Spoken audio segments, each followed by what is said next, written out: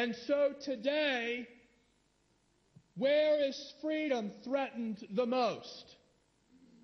It is threatened the most in the Middle East, and it is supported in the threat to freedom the most by the largest state sponsor of terrorism, and that is the ruling mullahs in Iran, who threaten freedom not only for their own people through systematic torture, imprisonment, and execution, but they also threaten the people of Syria through their support of Assad.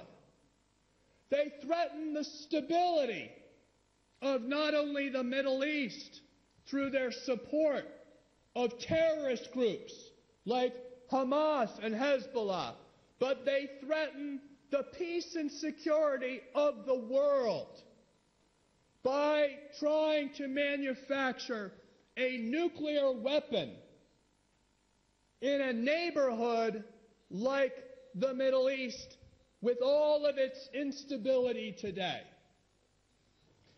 Just imagine what we are talking about today, and that is changing the system, the political system in Iran, because the system that allows that violence, the system of totalitarianism, the system of theocracy backed by the brutal repression and torture and imprisonment and murder by the government of Iran of its people needs to be stopped.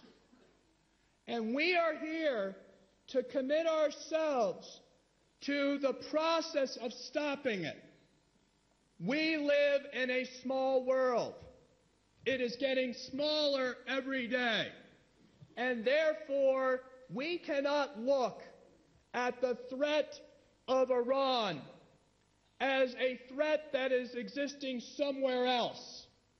It is a threat to us as a people around the world, and it's a threat to human rights. I would say that for us to move forward, as has been said, we not only need to be about a new Iran, we need to think of how we get to a new Iran. And as has been said before, that is a political process.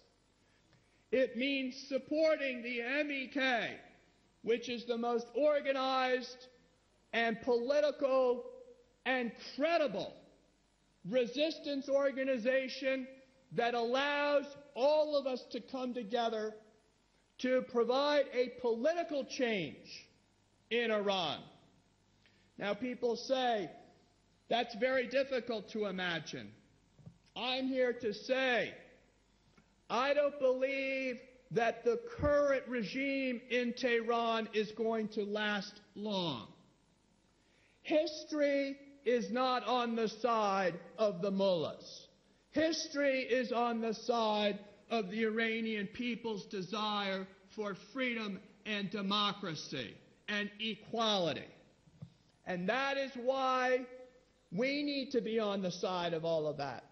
And that is why we need to acknowledge that the nuclear issue has brought the world's attention to Iran.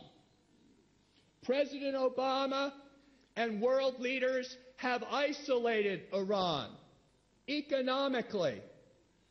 The economy of Iran is in a free fall.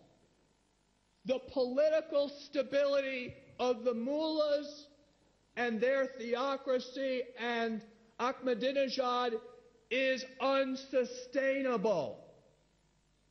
And the world community is focused on Iran because of the nuclear threat. So we have an internal destabilization which allows political change to take place. We have an external focus on changing the nuclear ambitions of the current regime. And while we all have that, we have the delisting of the largest and most organized political opposition group around the world to the mullahs in Iran, and that is the MEK.